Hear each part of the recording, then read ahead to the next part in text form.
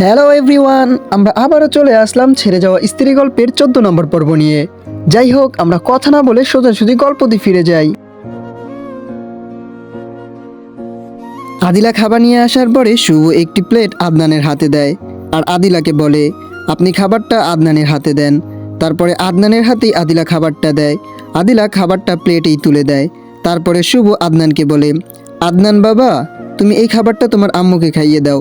আদনান তখন একটু রাগি রাগি লুক নিয়ে তার আম্মুকে কিছুটা খাবার খাইয়ে দেয়।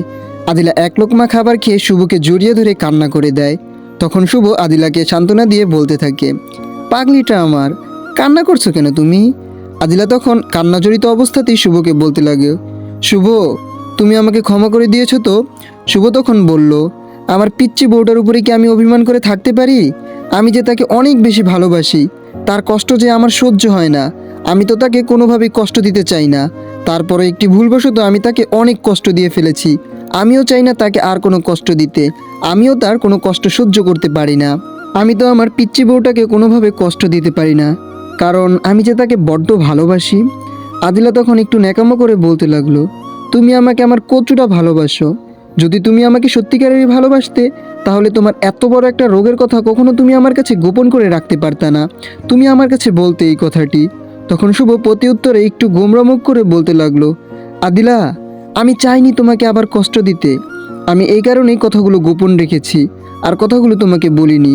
আমি হয়তো ভেবেছি যখন আবার আমি চলে যাব তখন হয়তোবা তুমি কষ্ট পাবে। তাই তো আমি আদনানকে তোমার হাতে তুলে দিয়েই তারপরে এই দুনিয়া থেকে বিদায় নিতে চেয়েছিলাম। আদিলা তখন শুভর কথা শুনে একটু রাগ হলো। তাই তো বলতে লাগলো, তুমি কি মনে করেছো শুভ? তুমি আমাকে ছেড়ে চলে গেলে আমি অনেক সুখে থাকতাম? তুমি বলো তো, আমি তোমাকে ছাড়া কখনো সুখে থাকতে পারি? কিভাবে আমি তোমাকে ছাড়া সুখে থাকবো? তুমি এই যে একমাত্র আমার সুখে থাকার কারণ, আমি তোমাকে ছাড়া সুখে থাকতে পারবো না শুভ। আর কখনো এমন করো না প্লিজ, তুমি আমাকে কথা দাও এই কথাটা বলে। শুভ, আরেকবার যদি তুমি এমন করো তাহলে আমি সত্যি সত্যিই কিন্তু এই দুনিয়া থেকে চলে যাব। তখন আমি কিন্তু তোমার কোনো বাধাই মানবো না। তুমি চাইলেও তখন আর আমাকে আটকিয়ে রাখতে পারবে না। শুভ তারপর বলতে লাগলো, আমি আর কখনো এরকম করব না। আমার পাগলিটাকে সব সময় আমি আমার মনের কথা খুলে বলবো। এবার খুশি তো আমার পিচ্চি বউটা? আদিলাও বলল, এবার আমি খুশি। এই বলেই শুভর বুকের উপরে চুমু খেতে লাগলো আদিলা। তখনই শুভ আবার আদিলাকে বলতে লাগলো প্রশ্ন করে, আচ্ছা আদিলা, যখন তুমি বললে আমার যদি কিছু হয়ে যেত তাহলে তুমি সত্যি সত্যি দুনিয়া ছেড়ে চলে যাবে, তাহলে কি কখনো তুমি আমার জন্য এই দুনিয়া ছেড়তে চেয়েছিলে? আদিলা মাথা নিচু করে বলতে লাগলো, আমি তোমাকে না পেয়ে আমি এই দুনিয়া ছাড়ার চিন্তা করেছিলাম। শুভ তখন একটু আশ্চর্য হয়ে বলতে লাগলো, কি কি বলছো এইসব তুমি? আর কখন তুমি দুনিয়া ছাড়তে চেয়েছিল? তারপরে আদিলা বলতে শুরু করলো, সেই দিন যখন তুমি মাঝরাতে আমাকে ঘর থেকে বের করে দিয়েছিলে তখন আমার মাথায় কোনো কিছু কাজ করতেছিল না। আমি কোথায় যাব, কি করব, কিভাবে বাঁচব, তাও আবার একটা মেয়ে হয়ে। আমি তো এখন একটা মেয়ে হয়ে আবার বাড়িতেও ফিরে যেতে পারবো না, কারণ আমি যে আমার বাবা মার মুখে চুনকালি দিয়ে তোমার হাত ধরে পালিয়ে এসেছি। সেই দিন যদি আমি আমার বাড়িতে ফিরে যেতাম তাহলে আমার বাবা মার চোখে তুমি খারাপ হয়ে যেতে। আমি চাইনি আমার বাবা মার চোখে তোমাকে খারাপ বানাতে। তুমি খারাপ হলেও আমার, তুমি ভালো হলেও আমার, তুমি যেই অবস্থাতেই থাকে না কেন, তুমি সর্ব অবস্থাতেই আমার। সেই দিন যখন কোনো রাস্তা না পেয়ে আমি তোমার রুমে গিয়ে চিঠিটা রেখে আছি, তারপরে আমার মাথায় একটি বুদ্ধি আসলো যে আমি রাস্তার মাঝখানে দাঁড়িয়ে থাকবো। হঠাৎ করে একটি গাড়ি এসে আমাকে মেরে ফেলে চলে যাবে, কিন্তু না, একটা গাড়ি হঠাৎ করে আসলো। তখন আমি রাস্তার মধ্যে চোখ বন্ধ করে শুয়ে পড়ি, কিন্তু কিছুক্ষণ পরে খেয়াল করে দেখি যে আমি এখনো বেঁচে আছি। আমার উপর দিয়ে কোনো গাড়ি যায়নি। পরে চোখ খুলে তাকিয়ে থাকতে দেখতে পাই যে আমার সামনে অপরিচিত বাবার বয়সী একটি লোক দাঁড়িয়ে আছে, তাও আবার রাগান্বিত চোখ নিয়ে।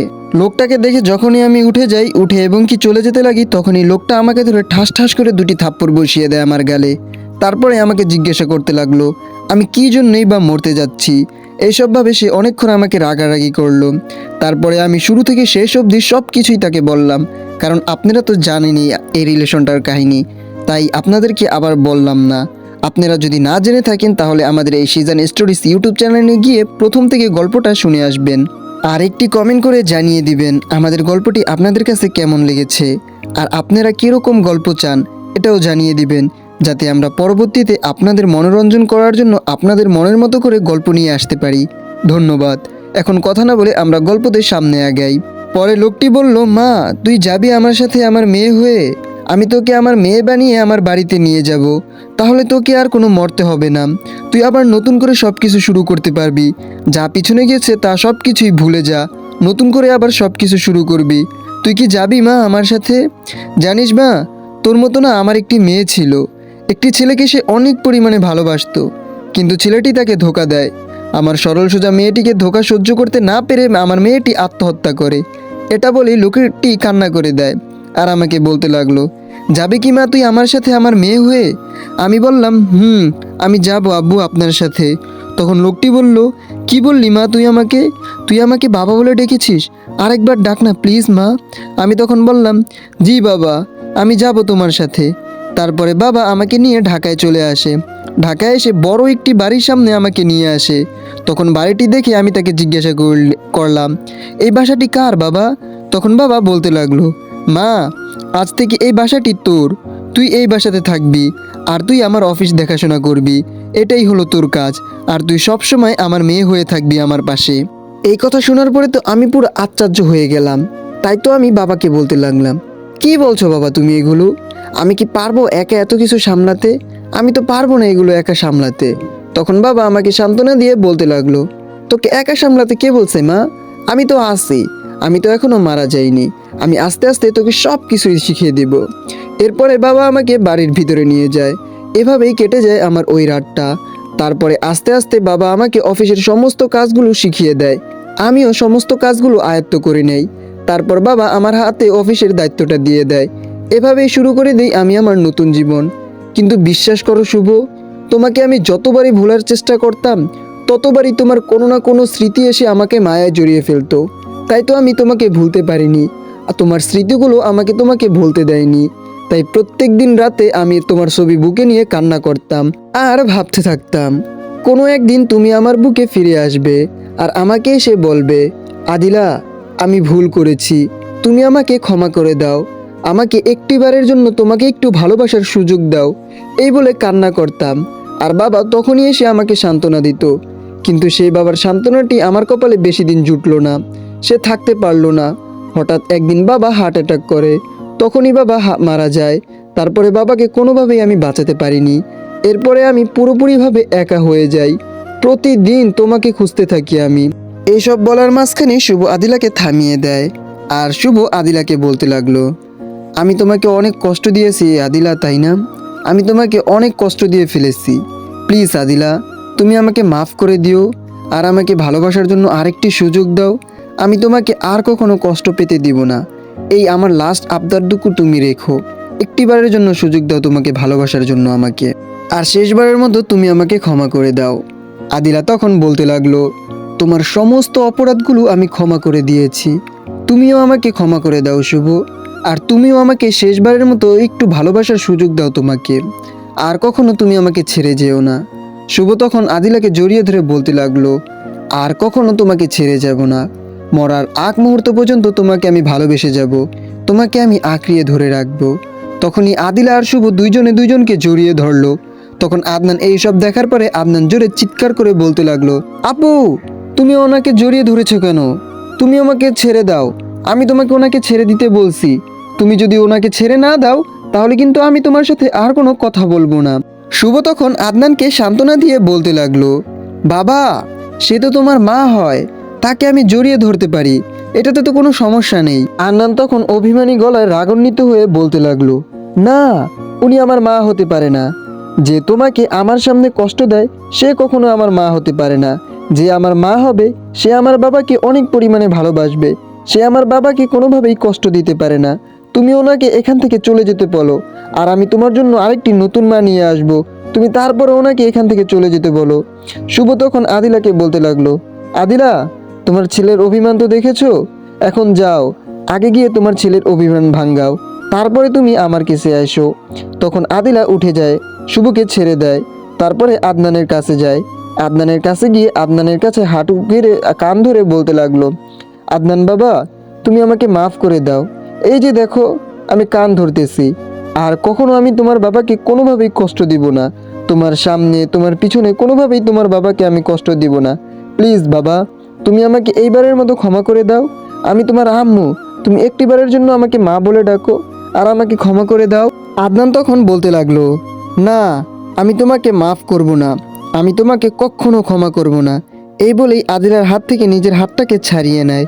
তখন আদিলা শুভকে বলতে লাগলো, শুভ, তুমি তোমার ছেলেকে বলো না আমাকে মাফ করে দিতে, সে যেন আমাকে মাফ করে দাও, আর আমি কখনো তোমাদের কথার বাইরে যাব না। তুমি বলো তোমার ছেলেকে আমাকে মাফ করে দেওয়ার জন্য। তুমি যদি না বলো তোমার ছেলেকে আমাকে মাফ করে দেওয়ার জন্য, তাহলে তোমার ছেলে কখনোই আমাকে মাফ করে দিবে না।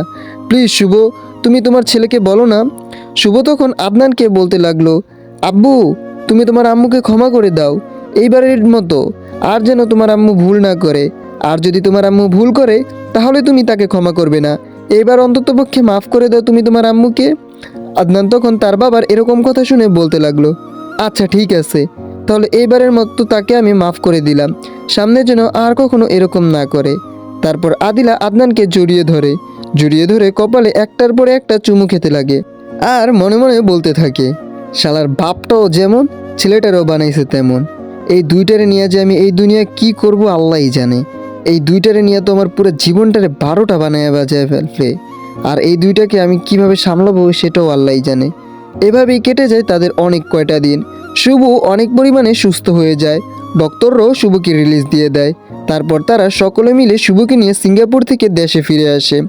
দেশে ফিরে আসার পরে আদিলার বাবা আদিলাকে বলতে লাগলো, আদিলা মা, চল আমাদের বাসায় চল। যাবি না আমাদের বাসায়, নাকি এখনো অভিমান করে থাকবি? আদিলা বলল, না বাবা, যাবো আমি তোমাদের বাসায়। এই বলেই তারা চলতে থাকলো।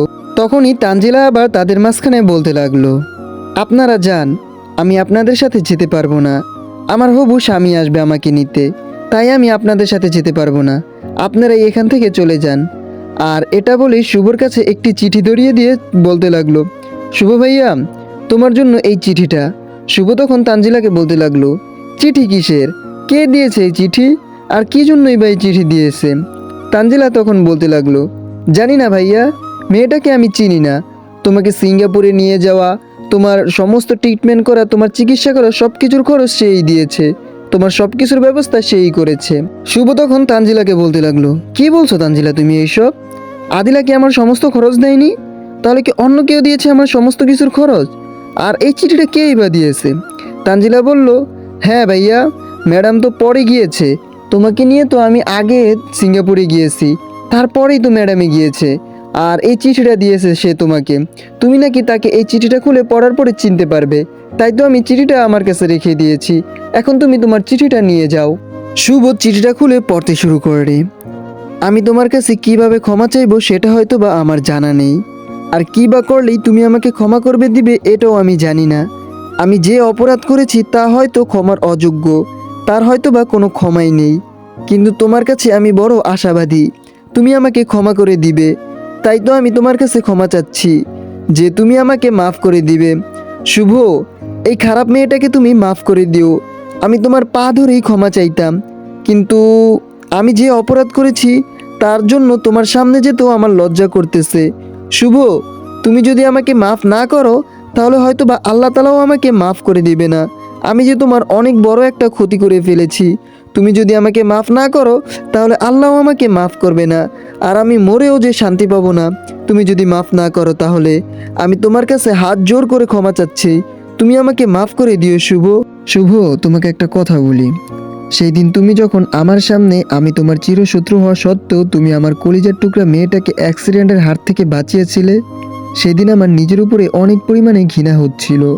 আমি তোমাকে বলতে পারবো না আমার যে নিজের উপরে কত পরিমাণে ঘৃণা হচ্ছে, সেটা আমি তোমাকে বলেও বুঝাতে পারবো না।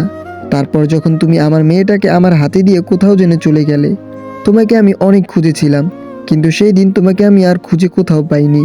সেই দিনের পর থেকে তুমি আর কাছে ক্ষমা চাওয়ার জন্য আমি তোমাকে পাগলের মতো খুঁজতাম, কিন্তু তোমার কোনো সন্ধান পাইতাম না। হঠাৎ একদিন আমি হসপিটালে গিয়েছিলাম, সেখানে আমি তোমাকে দেখতে পাই। কিসের জন্য যেন তুমি সেই হসপিটালে এসেছিলে। তুমি চলে যাওয়ার পরে আমি ডক্টরের কাছ থেকে জানতে পারি যে তোমার ক্যান্সার হয়েছে, তোমার বাঁচার সম্ভাবনা একেবারেই কম রয়েছে। সেই দিন আমি তোমাকে সিঙ্গাপুরে যাওয়ার জন্য টিকিটের ব্যবস্থা করি, তোমাকে সেখানে নিয়ে গিয়ে চিকিৎসা করব বলে। তারপর ডক্টরের কাছে এসে তোমাকে ফলো করতে থাকি, তোমার ঠিকানা নিয়ে যাই ডক্টরের কাছ থেকে। বিশ্বাস করো শুভ, তোমার সমস্যার কথা আমি ওই দিনই আদিলার কাছে বলতে চেয়েছিলাম, কিন্তু আদিলা তোমার উপরে যেই পরিমাণে রেগেছিল, আর আমি নিজের কিছু সমস্যার কারণে আদিলাকে তোমার সমস্যার কথাগুলো বলতে পারিনি। তারপরে সেই দিন যখন আদিলা তোমাকে ধাক্কা দিয়ে ফেলে দিয়ে মাথা থেকে রক্ত বের করে দিয়েছিল, ওই দিন আমি তোমার কাছে এসেছিলাম, মানে আদিলার কাছে এসেছিলাম তোমার সমস্যার কথাগুলো বলার জন্য। কিন্তু তখন তোমাকে দেখতে পাই যে তোমাকে নিয়ে হসপিটালে যাওয়া হচ্ছে, তাই আর আদিলাকে কথাগুলো বলা হয়নি। পরে আমি তোমার জন্য হসপিটালেই চলে যাই। তারপরে কি হয়েছে সেটা তো আপনারা জানেনই, তাই তো আর এখানে বিস্তারিতভাবে বলতে চাইলাম না। আর চিঠির ভিতরে লেখা ছিল, এই কারণে শুভ জানতে পেরেছে। আর তারপরেই লেখা ছিল, আমি এতটুকু কাজ করেছি শুধু তোমার কাছ থেকে ক্ষমা পাওয়ার আশায়, তুমি আমাকে ক্ষমা করে দিও শুভ। ইতি খারাপ, জঘন্য, নিকৃষ্ট একটি মেয়ে তানিয়া। আর তানিয়ার মেয়েকে শুভ কিভাবে বাঁচিয়েছে সেটা যদি আপনারা জানতে চান তাহলে আপনাদেরকে আগামী পর্ব দেখতে হবে। আর যারা আমাদের আগের পর্বগুলো দেখেননি তারা সিজন স্টোরিজ ইউটিউব চ্যানেলে গিয়ে সম্পূর্ণ গল্পটি দেখে আসবেন। আর এই গল্পটি কেমন হয়েছে অবশ্যই কমেন্ট করে জানাবেন। আপনাদের একটি লাইক, একটি কমেন্ট এবং একটি সাবস্ক্রাইবই আমাদেরকে গল্প বানানোর জন্য আরও উৎসাহিত করে। যাই হোক, গল্পটি আজকের পর্বটি কেমন হয়েছে সেটা অবশ্যই জানাবেন। এখানেই দেখা হবে, আবার আগামী কোনো পর্বে দেখা হবে নতুনভাবে।